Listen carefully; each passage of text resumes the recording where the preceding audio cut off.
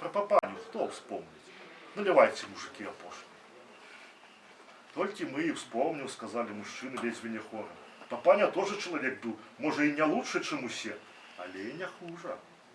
А кто вообще знает, что он жил, наш папаня? Про мохнатого его любый дурак расскажет. Разважливо развела руками женщина и подмигнула. Вось и ты, не тутейший ж мужчина, но приехал с такой дали, да папани на могилку пришел, и толдычишь нам Бальзак, Бальзак.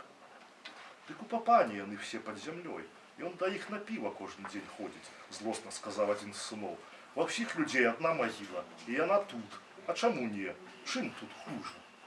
А всем на это насрать, великие люди. Про наших папанев никто не думая. 99,9 хороших людей помрут, никто и не узнает.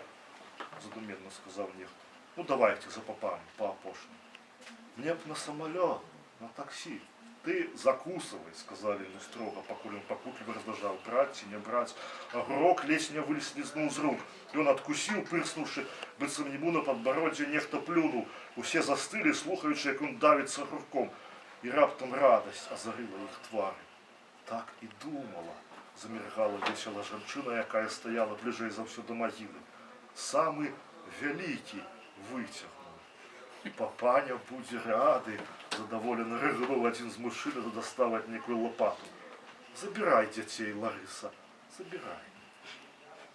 Что ж ты нас так наказал, папочка? Заплакала Лариса и схопила детей за руки. Те не поддавались, упершись ногами в зусім небачную уже землю. Глядели ему у тварь, не отводячи в очей. Махна тебе надо, махно, присмокнул мужчина з лопатой. Махно был за таких, как папаня, и читал он за тых воевал, пока его никто не узнает, никогда, за нас, невидимых и неинтересных. А сам тут лежит, эх, Нестор Иванович, гости к ему ходят, ножки ему кланяются. Врешті смех прорвался сквозь непослухмяные вусны, и он сам не разумел уже, плача або рагоча, а женщина все мергала, быццам хотела ему допомагчы. Гэтага яе з той ночи, як мы папаню душили. Меланхолично сказал той, что хотел поставить батьку помник. Так и мигая, как яе, як заразная. Самому мигать хочется, як зей постоишь. Пойдешь до папани, не обижай его там, суворо сказала женщина с тиком, погладившая его по щеце. Повезло тебе, самый большой огурец вытянул. Эх, жадность фраера погубить. Так папашка наш завсёды казал. Право казался.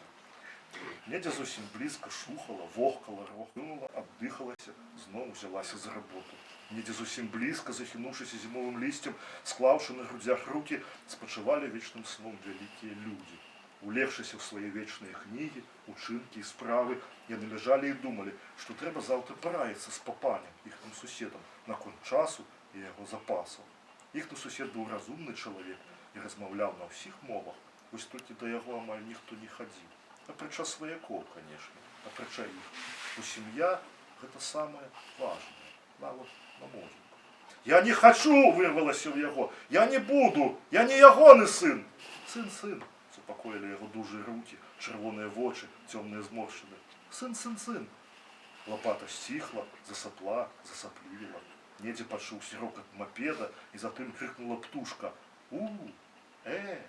Махно. Самолет, напевно, был уже в повітрі, прилетал недзе высоко над Перляшес, кіруючыся на ўсход.